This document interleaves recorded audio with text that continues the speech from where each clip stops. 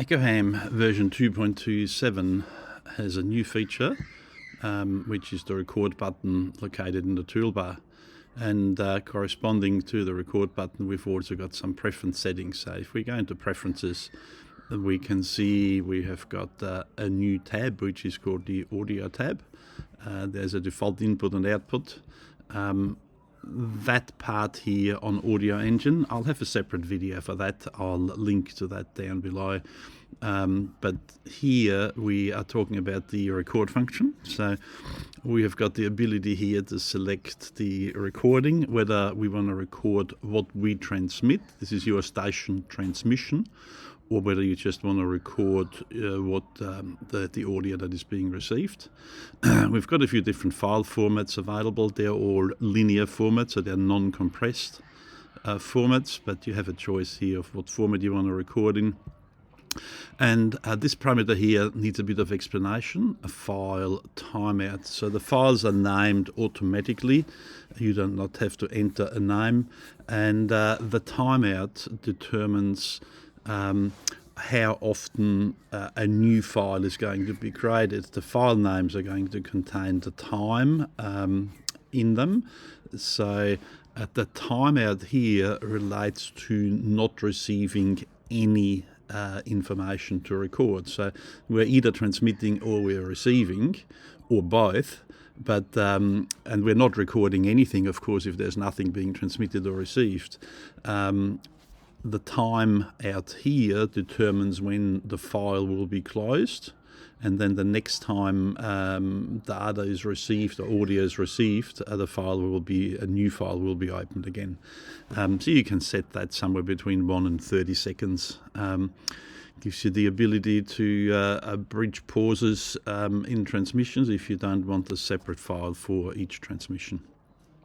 Okay, now if we've got all of that in, we can click the OK button here, and we can just click on record, and you can see the icon here now changes to the stop icon. Nothing is actually being recorded at the moment. We're just telling EchoHam that as soon as audio is received, we want to record it.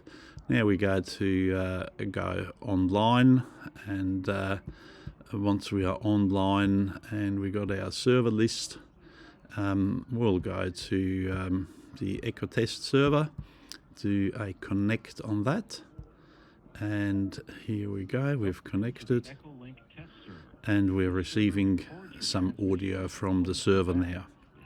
So that audio which is coming in is already getting recorded. Now we can go to disconnect, and we might just go offline again.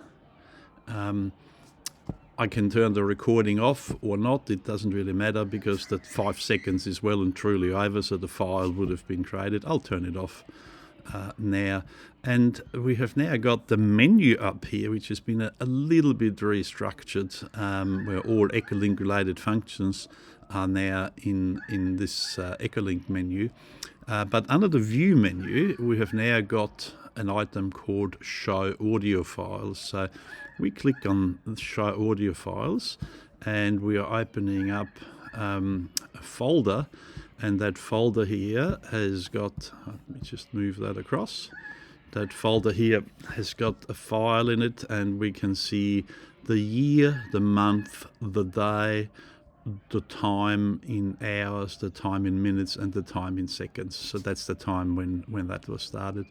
And you can double click on that file to open it up and to play it back, or do with it whatever you need. Now the reason why these files are in a folder which seems a little bit obscure, it's certainly a folder that you normally don't see, is because EchoHam is what's called sandboxed. Now sandboxing is one of the features on Apple Mac OS, which ensures that apps are isolated from each other and from the operating system, which is part of their security. And you can, of course, drag the files from here straight out onto your desktop if you wish, or put them wherever you feel like it. All right, well, that's that's the recording function. So we've got summarize, we've got preferences with our record settings in here. We have got our record button on here, which enables the recording. And just to reiterate again, those selectors here will determine whether you're going to record the received audio, the transmitted audio, or both of them. Okay, that's it for Echolink audio recording. Thank you for watching, and please leave any feedback or any suggestions you have at support@ephugs.com. Thank you for watching.